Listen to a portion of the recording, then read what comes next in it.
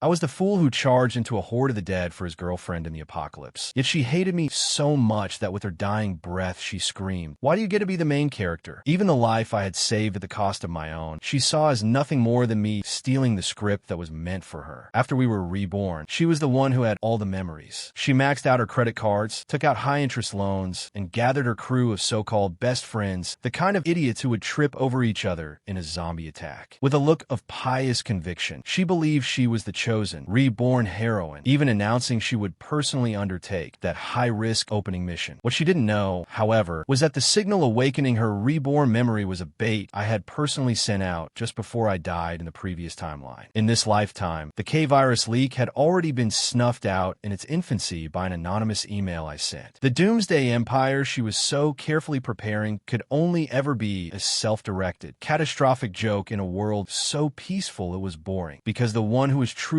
reborn was never her. It was me, standing outside the game. In my last life, in a world that was ending, I once charged alone into a horde of the dead, all to save my girlfriend. In that very moment, I awakened to power, the ability to control the zombies. I protected her, fought our way out through the siege. But in the end, as she lay dying in my arms, her eyes were filled with nothing but pure hatred for me. She was devastated over her dead friends. "Why did you get to be the main character?" she rasped. When I opened my eyes again, the one who had been reborn before the apocalypse was her. She was desperate to get ahead of everything, to trigger the event that she believed would awaken her own powers. I watched as she maxed out her credit cards, took on payday loans, and gathered her cronies to frantically hoard supplies. I just stood on the sidelines, smiling and applauding her efforts. She was convinced she was the chosen one, destined to rule in the new world. But what she didn't know was that the signal giving her this second chance was something I'd sent myself. And in this lifetime, the apocalypse was never going to happen. The phantom scent of rot, a sweet and foul stench of decay, still clung stubbornly to the back of my throat. I shot up in bed, my heart pounding in my chest as if seized by an icy hand. I wasn't surrounded by endless ruins and scorched earth, and I wasn't staring into the twisted, snarling face of a zombie. Instead, I saw the familiar sight of the peeling, mottled paint on my dorm room ceiling, with a single, sad-looking cobweb hanging in the corner. Sunlight fought its way through the cheap blinds, illuminating a column of dancing dust motes. It was terrifyingly quiet. No screams, no wails, none of the wet, crunching sounds of bone being chewed. I held my hand up in front of my face. It was clean, perfectly intact, with no dried blood under the nails, not even the faintest metallic scent. The tips of my fingers no longer had the blue-gray stain left behind from overusing my powers. The phone on my nightstand lit up, displaying the time with perfect clarity. 8:03 a.m., June 15th,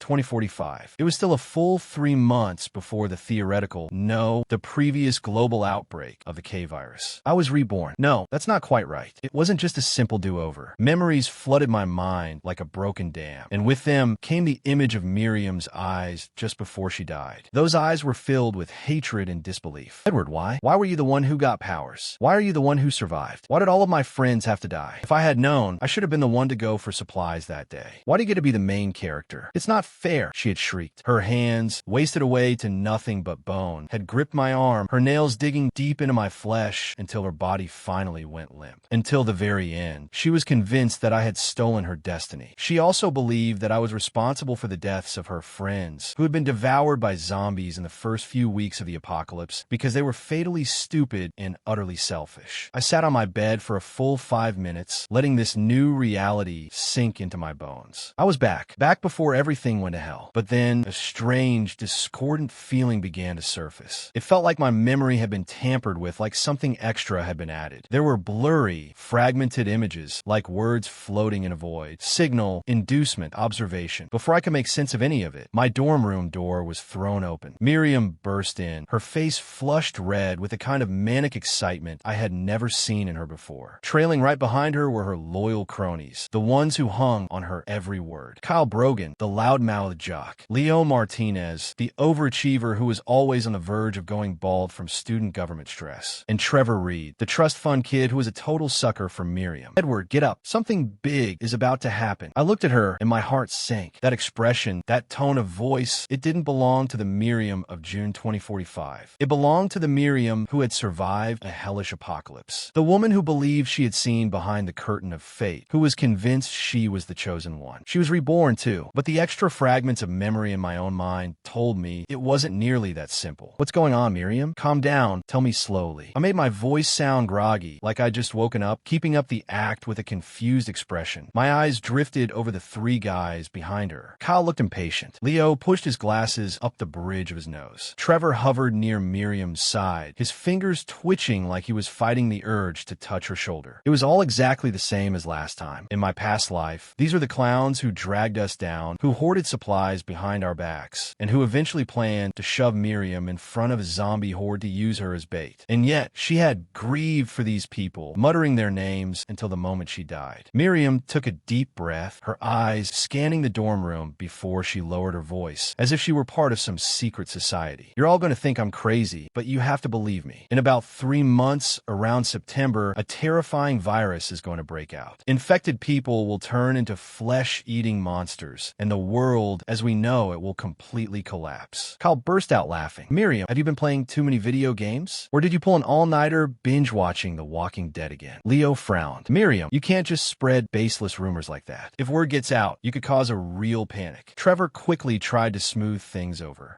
Miriam, you didn't just have a bad dream, did you?" Miriam shook her head emphatically, her eyes burning with an almost paranoid fire. "I'm not joking. I've been reborn. I've already lived through this once, and I remember everything. The virus leaked from a lab in the South American rainforest. At first, it was just a tiny blurb in the news that no one paid attention to, but it spread so fast that in less than a month, the entire world was gone." She began to describe the details of the apocalypse in vivid color. Collapsing cities, scenes of desperate flight, and the nightmares brought on by the zombies. Some of her descriptions were so real, they sent a chill down my spine, even though I was the one who had actually lived through it. She cleverly omitted one key detail, of course, me awakening my powers and protecting her the entire time. In her version of the story, she was the tenacious hero who fought her way out of impossible situations. The guys behind her looked skeptical at first, but Miriam's details were so specific, her tone so frighteningly certain, that the smirks slowly faded from their faces. "So," Miriam announced, puffing out her chest, "we need to start preparing now. We have to hoard supplies and set up a safe house immediately. It's our only chance of survival." I almost laughed out loud. In my last life, they had all agreed that since I was the most athletic and had the best stamina, it was only natural for me to be the one to venture deep into the zombie-infested city to find food and medicine for them. They called it, "With great power comes great responsibility," but it was really just a death sentence. And Miriam? She had just looked at me with tears in her eyes and whispered, "Be careful, Edward," giving their decision her silent approval. This time, she was the one who was reborn. She already knew the whole script and was determined to be the star. Sure enough, Miriam adopted a tragically heroic pose and made her announcement. "I know where the first cache of crucial supplies is hidden, and I know how dangerous it is to get there. But this time I can't shrink back. For all of us, I have to be the one to go." She looked at me, her expression a mixture of pity and a desire for control. "Edward, you stay here on campus. You could be in charge of basic preparations and coordination. A high-risk mission like that is better suited for me." Kyle immediately started kissing up to her. "Miriam, you're so brave." "No, it's too dangerous. I'm going with you." Leo pushed up his glasses. "Everything you said is true, then we'll definitely need a detailed plan of action." "Miriam, I admire your courage." Trevor's face was a mask of concern. "Miriam, maybe we should let Edward go instead. After all, he's—" "No." Miriam cut him off, her voice sharp as a blade. "This is my responsibility. It has to be me." As I watched her self-aggrandizing performance, any complex feelings I had about this second chance completely evaporated. I even found it a little funny. I played along, putting on a flattered and protected expression like some grateful background character. "Miriam, you're incredible. I can't believe you went through all that alone." "Okay, I'll do whatever you say. You go on ahead, and I'll hold down the fort here on campus." Miriam was clearly pleased with my compliance. She nodded at me, then adopted the posture of a seasoned commander and started delegating tasks. "Kyle, Leo, Trevor with me. We need to flesh out the plan. Edward, you do a sweep of the campus and inventory anything useful, tools, medical supplies from the health center, everything." With that, she led her core team out of my room with a great sense of purpose, as if she could already envision the victory parade they'd throw for her upon her triumphant return, laden with spoils and glory. I walked to the window and watched their figures recede across the lawn, outlined in a brilliant gold by the morning sun. The scene looked like a scene from some utterly absurd comedy, some apocalypse, some main character's destiny. I closed my eyes and began to seriously examine those extra fragments of memory. They grew clearer, confirming they were no illusion. This whole rebirth was a trap. It was a carefully disguised signal signal transmitted to one specific soul, a frequency perfectly tuned to someone filled with resentment and obsession. The signal was designed to awaken a latent memory, tricking the target into believing they had lived the future and returned to the past, forcing them to act out a predetermined script. And the person who sent that signal was me, or to be more precise, the me from the previous timeline. In my final moments, my consciousness, or perhaps the power itself, twisted by grief and some unknown factor, underwent a bizarre transformation. For a brief instant, it was as if I had reverse-engineered the world's source code. And subconsciously, I used the bait of rebirth to hook the soul I knew best, the most hateful and obsessive one of all, Miriam Jensen. I wasn't the one who was truly reborn. I was merely an observer, the hand pulling the strings. As for the apocalypse, a cold smile touched my lips. This time, it wasn't going to happen. The key event, the leak at the Biogenics Research Institute that unleashed the K-virus, was laid out perfectly in my fragmented memories. Even the exact steps needed to prevent it were there. All I had to do was send one anonymous email to strangle the disaster in its cradle before it ever began. But where's the fun in that? Watching Miriam and her crew gleefully sprint toward a cliff that doesn't even exist now, that was interesting. Over the next few days, the atmosphere on campus grew strange. On the surface, everything was normal. Finals were approaching, so students scurried between the library and their dorms, desperately studying for their grades. But beneath that surface, Miriam's little doomsday cult was in full swing. She was completely lost in her role as the reborn heroine. Using her supposed knowledge of the future, she located an abandoned Cold War-era bunker in the hills behind campus and declared it their secret base. Then the hoarding began. Where did the money come from? Miriam drained her savings account first, but it was just a drop in the bucket. So she turned to online lenders and payday loan apps. What's there to be afraid of? She wrote confidently in their group chat. Once the world ends, money will just be worthless paper. We should borrow as much as we can right now. This is our startup capital. When the apocalypse hits, the people with the supplies will be the new nobility. Kyle was the first to dive in, frantically applying for high-interest loans and even using his parents' identities to do it. Leo hesitated at first, but after a few of Miriam's sarcastic, keep up or get left behind comments, he gritted his teeth and jumped in too. As for Trevor, he was all in, of course. He didn't just empty his own accounts. He also tricked his parents into giving him a huge sum of money by telling them he was working on a business venture. I just watched from the sidelines as they posted screenshots of their orders in the group chat. Cases of military rations, canned goods, bottled water, and entire pallets of toolkits and gear. There were first aid kits, and even a few menacing-looking machetes they'd bought online. The whole thing was utterly ridiculous to me. They were like a colony of ants, desperately preparing for a winter that was never going to arrive. Occasionally, I'd run into them on campus hauling boxes, and each time, I'd be sure to play my part, putting on a show of shocked admiration and enthusiastic support. Wow, Miriam, you guys are incredible. These supplies will last forever. Kyle, man, with those muscles, I'd feel totally safe with you guarding the bunker. Leo, you're a genius for thinking of installing solar panels. Trevor, you're the man. How'd you even get your hands on a generator? My praise and admiration acted like a shot of adrenaline for the whole group. Miriam's gaze toward me shifted from indifference to a kind of pitiful condescension, as if to say, see, this time around, you're just a spectator. I'm the main character. She even offered me a bit of help out of the goodness of her heart. Edward, you should try to stock up on some supplies too. Even if it's not much, we won't let you starve when the time comes. Her charitable tone was perfectly condescending. I just smiled and nodded. Thanks, Miriam. I'll try to get some stuff together. Then I went to the campus market, bought 2 cases of instant ramen that were about to expire, and tossed them in the corner of my room as my doomsday stash. My real focus was entirely elsewhere. According to the fragments of memory, the source of the K-virus was a biogenics lab in South America, where a leak was caused by a series of safety violations. The incident was set to happen in about 2 months, and at first it would be covered up as a minor industrial accident. I needed a completely secure and untraceable way to get a warning into the right hands. It would require a bit of technical skill and a lot of patience. In the meantime, I continued to observe Miriam, the reborn one. Her memory was clearly incomplete and heavily distorted by her own arrogance. She only remembered the parts that were dangerous enough to make her look like a hero. The truly terrifying later stages, when humanity collapsed and the zombies evolved into grotesque new forms, she had either selectively forgotten or the signal I'd sent her only included the parts of the script that would make her feel important. This only confirmed my theory. One day, Miriam summoned her core team to a meeting in the bunker. I was specially invited, most likely so I could bask in the glory of being associated with the in-crowd. They had cleaned the old bunker meticulously. Supplies were stacked from floor to ceiling, giving the place the feel of some kind of absurd doomsday theme park. Miriam stood on a case of spicy canned chili, oozing confidence from every pore. She held a notebook filled with her own version of an apocalyptic survival guide. All right, according to my memory, the first massive wave of the dead will hit near the downtown area. So, before that happens, we need to reinforce all the entrances here. We also need real weapons. Trevor, what's the status on that? Trevor looked uneasy. Miriam, there's no way I can get guns on such short notice. The best I can do is a few high-powered crossbows and a chainsaw. Crossbows are good. A chainsaw could be useful in a pinch. Miriam nodded, then turned to Leo. Leo, how's the radio equipment coming along? All communications will go down, so a shortwave radio will be our only hope. Leo pushed up his glasses. I managed to get a second-hand military surplus ham radio set, and I'm still figuring out how to use it. I also downloaded every technical manual I could find on agriculture, first aid, medicine, weapon repair, you name it, and stored them on several encrypted hard drives. Excellent, Miriam said with a nod of approval. Then her eyes fell on me. Edward, what about you? Have you found anything new on campus? I scratched my head, affecting a slightly embarrassed look. I cleaned out the abandoned greenhouse behind the science building. I was thinking of putting in some soil and try to grow some vegetables. If this disaster drags on for too long, at least we'll have some fresh food. That was only half true. I had cleaned out the greenhouse, but not to grow vegetables. It was for an experiment. I needed to see if the power I'd awakened in the last world still existed here. The results were both expected and a little surprising. The power was still there, but it was pathetically weak, as if it were being suppressed by the rules of this world. The most I could do was slightly alter the flight path of a few insects. It was just more proof of one thing. The rules of the apocalyptic world hadn't been loaded. This world was still operating under normal, stable conditions. Kyle let out a snort of laughter. Growing vegetables? Seriously, Edward? By the time your radishes sprout, we'll probably all be zombie chow. Leo shook his head. It's too inefficient. Not a practical use of our resources. Miriam frowned, clearly unimpressed with my unambitious preparations, but she didn't press the issue. Whatever, it's better than nothing. But our main focus still needs to be on defense and scavenging runs. She was obviously convinced that using her foresight to go on high-stakes scavenging missions was the only way to win. I watched them argue back and forth, 1 minute debating which abandoned supermarket to raid first, the next arguing about which gas stations would be the easiest targets. They were already planning how to recruit followers and build their own faction in the new world. They were completely lost in this dark, self-important fantasy, with no idea that their doomsday empire was a castle built on a soap bubble, ready to pop at any moment. I ducked my head to hide my smile. Go on, I thought. Keep hoarding. Keep borrowing. Enjoy the show. When their Z-Day finally arrived and the sun was still shining, the barrage of phone calls from debt collectors was going to be spectacular. As the days passed, attention seemed to settle over their little group, a feeling only they could sense. As the date of Miriam's apocalypse drew closer, their actions became more and more frantic. They didn't just max out every loan they could find. Trevor secretly took out a second mortgage on his family's house without telling them. Kyle and Leo had skipped so many classes that they were both on the verge of being put on academic probation. Miriam herself had lost weight. Her eyes were sunken, but they shone with the terrifying light of a true believer. She practically lived in the bunker, constantly taking inventory, checking their defenses, and poring over city maps to plan supply and escape routes. Whenever she saw me on campus, she'd always adopt a superior, all-knowing tone. Time's running out. Edward, how are your preparations coming along? When all goes down, if you beg me, I might consider letting you into our shelter for old time's sake. Every time, I nod with a look of sincere gratitude. Thank you, Miriam. You're a good person. I'll go buy some more ramen. Meanwhile, using a chain of proxy servers and a disposable encrypted email address, I had already sent a detailed report to several international environmental organizations, a few investigative journalism outlets, and the CDC. The report contained a carefully crafted mix of professional speculation and convincingly realistic insider details, enough to force them to launch an official investigation. With that, my mission was complete. All that was left to do was sit back and watch the show. Finals ended and summer break began. Most of the students went home, leaving the campus quiet and empty. In the final week before their supposed doomsday, Miriam and her crew sealed themselves inside the bunker and started living off their stockpiled rations. Their nerves were stretched to the breaking point. I heard Kyle and Leo almost got into a physical fight over something stupid, and that Trevor and Miriam had to break it up. The pressure was already creating the first cracks in their little group. And me? I leisurely packed my bags, ready to head home for a relaxing summer break. Oh, and those 2 cases of nearly expired ramen? I gave them to the cleaning lady in my dorm. She was thrilled. 3 days before their Z-Day, Miriam called me, her voice hoarse and frantic. Edward, final confirmation, you're ready, right? Remember, September 16th at the latest. It's going to happen. The cell signals will go down fast. If you can't reach us, just come straight to the bunker. The code is never mind. Just make sure you get here. I almost laughed out loud right then. Got it, Miriam. I'll remember. You guys stay safe too, I replied, my voice full of a carefully crafted solemnity. The second I hung up, I could barely contain my laughter. She actually thought she was looking out for me, that she was benevolently offering me a lifeline. She had completely and utterly bought into her role as the reborn heroine. Perfect. September finally arrived. The weather was beautiful, the sun bright in a clear blue sky. It was a perfect day for the start of the new semester, for a road trip, for a first date, for any and every normal, everyday activity. I slept in, then leisurely scrolled through the news on my phone. The world was quiet. A few minor articles mentioned a flu outbreak somewhere, but it was quickly classified as seasonal. The headlines were the usual mix of celebrity gossip, stock market news, and other random trending topics. There was absolutely no sign of an impending apocalypse. I opened WhatsApp. The Doomsday Survival Squad group chat was dead silent. The last message was from Miriam the night before. Final gear check. Stay alert. No one sleeps tonight. I could picture the scene in the bunker perfectly. The four of them, eyes bloodshot, clutching their weapons, straining their ears for the first distant scream, the first piercing siren, the first emergency broadcast that would prove they weren't crazy. The minutes ticked by. At 9 a.m., the sun was shining and kids were laughing in a nearby park. At 10:30, an Amazon delivery guy on a bike zipped past my window. At noon, the news was still reporting on traffic and local politics. 1 o'clock, 2 o'clock, 3 o'clock passed. Down in that bunker, the atmosphere must have shifted from tense anticipation to anxious confusion, then to a gnawing doubt, before finally sinking into a cold, dead silence. I finally gave in. I opened the group chat, tagged everyone, and typed, "Beautiful day out here. How's everything going on your end?" "All good." I added a smiling sun emoji for good measure. No one replied. About half an hour later, a single word from Trevor appeared. Yeah. Then silence again. I could almost feel their despair seeping through the thick concrete walls. At 4 o'clock sharp, I decided it was time to wrap things up. I'd go visit them and even bring a little housewarming gift. I grabbed a bag of fresh fruit from the dorm kitchen and strolled up toward the hills behind campus. The entrance to the shelter was well hidden. I knocked on the camouflaged wooden door, using the rhythm I'd seen them use before. A panicked rustling came from inside, followed by Kyle's low, trembling voice. "Who is it?" "It's me, Edward," I called out, making my voice deliberately cheerful. The door opened a crack, and Kyle's pale, sweat-drenched face appeared. He glanced behind me to make sure I was alone before pulling the door fully open. As I ducked inside, the smell hit me first, a mix of musty dampness and sweat, overlaid with a palpable stench of fear. The bunker was dimly lit by a few battery-powered camping lanterns that cast a cold, ugly light. Stacks of supplies reaching the ceiling took up most of the space. Miriam, Leo, and Trevor were huddled in a corner, their faces ashen, their eyes empty and staring. They looked like their souls had been hollowed out. Miriam was in the worst shape. She was curled into a ball inside her sleeping bag, shivering and muttering to herself. When they saw me, Leo and Trevor looked up, their faces a mixture of embarrassment, shame, and utter, soul-crushing fear. Kyle just ran a hand through his greasy hair in frustration, then kicked a can of beans, sending it clattering across the concrete floor. "Damn it, what the hell is going on?" he yelled. "Why didn't anything happen?" I calmly set the bag of fruit down on a crate. "Oh, haven't you guys seen the news? Everything's been totally normal all day." I paused, feigning a sudden realization that you were having some kind of camping theme party in here. "Party my ass." Kyle exploded, lunging at me and grabbing my collar. "Was it you? Did you do something? Did you lie to Miriam?" I let him hold me, keeping a look of frightened confusion on my face. "Kyle, what are you talking about?" "Lie about what?" "Miriam was the one who said the world was ending. She's the one who told me to prepare. I was just worried about you guys, so I came to check on you." "That's enough," Trevor interrupted, his voice hoarse. "Let him go, Kyle. This isn't Edward's fault." Kyle was breathing heavily, his eyes locked on me, but he finally let go and sank to the floor, burying his face in his hands without another word. Leo pushed up his glasses, a last, desperate flicker of hope in his eyes. "Maybe we just got the date wrong. Or maybe the virus mutated and the outbreak was delayed." "Delayed?" I pulled an apple from the bag and took a loud, crisp bite. "Leo, it's already the afternoon. If there were really a zombie apocalypse, something would have happened by now." "Look," I held up my phone. The screen was blindingly bright, clearly displaying the date, time, a full page of perfectly normal news alerts, and a full set of signal bars. It was the final nail in the coffin of their fantasy. Miriam's head snapped up, and she stared at me, her bloodshot eyes filled with a wild, frantic suspicion. "It was you, wasn't it, Edward? You did something. You knew I was reborn, and you were jealous, so you ruined my plan." I looked at her, and for a fleeting moment, I actually felt a pang of pity. "Miriam," I said calmly, "why would I ruin anything? What good would the apocalypse do me? I happen to like the world as it is. I walked over and crouched in front of her, looking her directly in the eye. Have you ever considered, I said slowly, that maybe there was no rebirth? That maybe you were just under a lot of stress and had a very, very vivid nightmare? Impossible. Miriam shrieked, pushing herself to her feet, her thin legs trembling. The details, the things I knew. It couldn't have been a dream. I was reborn. I know I was. Then why didn't the world end? I asked softly. The question hit her like a physical blow. She opened her mouth, but no sound came out. She just stood there, trembling, the manic energy draining from her eyes to be replaced by raw, naked despair. It's over. It's all over, Trevor mumbled, staring blankly at the mountain of supplies. The loans, how are we going to pay them back? Leo's face was ashen. He slid down the wall and slumped to the floor, completely drained. I let out a low, guttural sound, something between a sob and a growl, like a cornered animal. I looked at this pathetic group of clowns, the same people who had left me to die in another timeline, and who, in this one, had authored their own destruction. I didn't feel any satisfaction, just a cold, final sense of closure. I took out my phone, not to check the time, but to quietly stop the recording. From the moment I'd walked in, their frantic talk about being reborn, along with their confessions about the high-interest loans, had all been captured. Should the collection agencies ever come calling, it would be a nice little insurance policy to have. Well, looks like this was all just a big misunderstanding, I said, getting up and brushing the dust off my jeans. False alarm. Glad the world is still in one piece. It's not so bad. As for all these supplies, you could try selling them on Facebook Marketplace. The tools, at least, should be worth something. No one answered. They were each trapped in their own private apocalypse. An apocalypse of debt, of ruined credit, and of shattered belief. I gave the catatonic Miriam one last look, then turned and left the tomb they had so painstakingly built to survive the end of the world. The moment I stepped out of the bunker, I was met with the warm, quiet, golden light of the setting sun. I took a deep breath of the clean air and pulled out my phone to make a call. Hey, Dad. Yeah, I'm taking the afternoon train home. No, nothing's wrong. Actually, things are pretty good. I was thinking I might get my driver's license this summer and maybe take a class or two. You know, just work on improving myself. As I said it, a real, genuine smile spread across my face. After all, I've got a long, long future ahead of me. After hanging up, I walked down the hill, back toward the orderly, well-lit world of campus. Students walked in small groups, laughing and talking about their summer plans and which new Netflix show had just dropped a new season. The air smelled of freshly cut grass, and a faint, tantalizing smell of barbecue was drifting over from the dining hall. Peace. It was pretty damn good. I took out my phone and deleted the Doomsday Survival Squad group chat. Then I uploaded the audio I'd recorded in the bunker to several different encrypted cloud storage accounts. You never knew when that kind of valuable material might come in handy. Thinking of them, still huddled in that damp, dark hole, I chuckled. The image of Miriam's face, twisted by despair and fear, flashed in my mind. It was an uglier sight than any zombie I had ever seen and far more satisfying. But this wasn't over. Not by a long shot. This was just the first act. The real drama was yet to come. The next few weeks were incredibly peaceful. I went home, ate my mom's amazing barbecue, and for the first time in what felt like a lifetime, I slept without nightmares. Then I officially kicked off my summer self-improvement project. I'd already signed up for driving lessons and easily passed the written test. I also enrolled in an advanced online coding boot camp and spent my afternoons at the public library reading all the obscure books I'd never had time for on topics like crowd psychology and crisis management. You never know when that stuff might come in handy. As for Miriam and her crew, I made a point not to ask about them. There was no need. I knew their downfall was just a matter of time, and that it would be more spectacular than anything I could imagine. Sure enough, about a week after the apocalypse failed to show up, things started happening in the class-wide group chat. Trevor was first, posting a weird message asking if anyone wanted a summer internship, helping his uncle's company sell off a large overstock of outdoor gear and emergency food supplies. He offered a huge discount, payment plans, and was even willing to trade for used video game consoles and electronics. A few confused classmates replied, "Dude, starting a business for the summer? Cool. What kind of stuff? Like tents." Trevor's replies were hurried and vague, just urging people to message him privately for details. I looked at my phone and smiled. The liquidation had begun. That mountain of supplies, bought with high-interest loans, had officially become a ticking debt bomb. 2 days later, Leo's carefully curated Facebook profile, which had recently been filled with articles on urban survival skills, was suddenly wiped clean. It was replaced with generic, vague posts like "hoping for the best" and "life is tough." So much for his rational, intellectual persona. But the one who fell apart the fastest and hardest was Kyle. His Instagram stories became a frantic, non-stop scroll of angry, cryptic posts. FML, I'm such an idiot. Don't trust anyone. Anyone know how how to make fast cash? No questions asked. I'll do anything. When mutual friends asked him what was wrong in the comments, he'd either ignore them or just delete the comment. You could feel his desperation tearing him apart, even through the screen. The collection calls must have been flooding their phones. Those online lenders don't play around. The late fees alone were probably enough to suffocate them. And with Trevor's secret second mortgage, a bomb was waiting to go off in his family. That supposedly unbreakable, ride-or-die bond they'd forged in their fake apocalypse. How long could it possibly stand up to a mountain of real-world debt? I kept waiting like a patient hunter for the right moment. Finally, one evening in early July, I got a private message. It was from Leo. Leo, Edward, you there? I deliberately left him on read for a few minutes before I replied. Edward, yeah, Leo. What's up? Leo, you,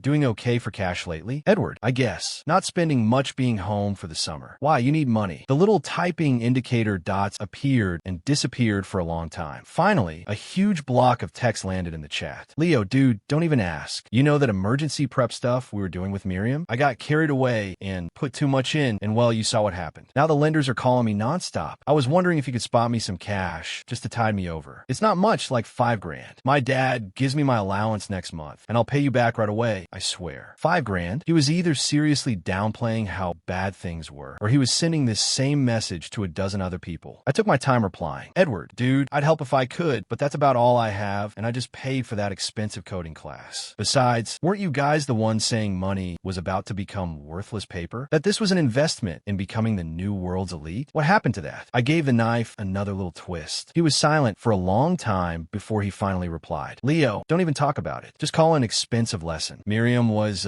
probably just under a lot of stress. You know, and there it was. The blame game. Edward, seriously, Leo, I never really got why you guys believe her so completely. The whole thing sounded insane, but you were all so into it. I didn't want to be the one to rain on your parade. Leo, what's the point of saying that now? Are you going to lend me the money or not? $3,000 would be fine. Edward, sorry, man. I really can't. Why don't you ask Kyle or Trevor? Aren't you all in this together? I sent the message and muted his chat. As for Kyle and Trevor, I figured they were probably at each other's throats by now. A few days later, I got a call from an unknown local number. I hesitated, then answered. Hello, is this Edward Hayes? It was a woman's voice, thick with tears. I recognized the voice immediately. This is Edward. Who's calling? I'm Kyle's mother, she said, her voice breaking. Edward, you're his roommate, aren't you? Do you have any idea what he's been doing? We've been getting nonstop calls from collection agencies saying he owes thousands of dollars. He won't tell us anything, and yesterday, he got into a fist fight with his father. He's never been like this. I sighed, making my voice sound both sympathetic and helpless. Mrs. Brogan, I'm so sorry to hear that. I don't know the whole story, but I do know that a while back, he and a girl in our class, Miriam Jensen, got involved in some kind of investment project. I think they heard about some opportunity with a really high rate of return. They poured a lot of money into it. A few of us tried to tell him it sounded risky, but he just wouldn't listen. I stopped there, deliberately leaving Miriam Jensen an investment project hanging in the air. I let her draw her own conclusions. That Jensen girl he's always hanging around with, Kyle's mom's voice turned shrill. I knew that girl was trouble. She's a menace. Her grief turned to rage in an instant. I offered a few more empty words of sympathy and then made an excuse to get off the phone. I could just imagine the enraged Mrs. Brogan already on her way to Miriam Jensen's house. The dog-eat-dog show was about to begin. Like a spectator in the cheap seats, I heard the rest of the story in bits and pieces from different people. Trevor's family found out about the second mortgage. His dad had a heart attack from the shock, and his mom threatened to disown him. Leo's credit score was destroyed, and when the loan companies filed a formal complaint with the university, the administration started discussing whether to expel him. Kyle ran away from home after a huge fight with his parents. Someone saw him in a brawl outside a bar downtown. And as for Miriam Jensen, she just vanished.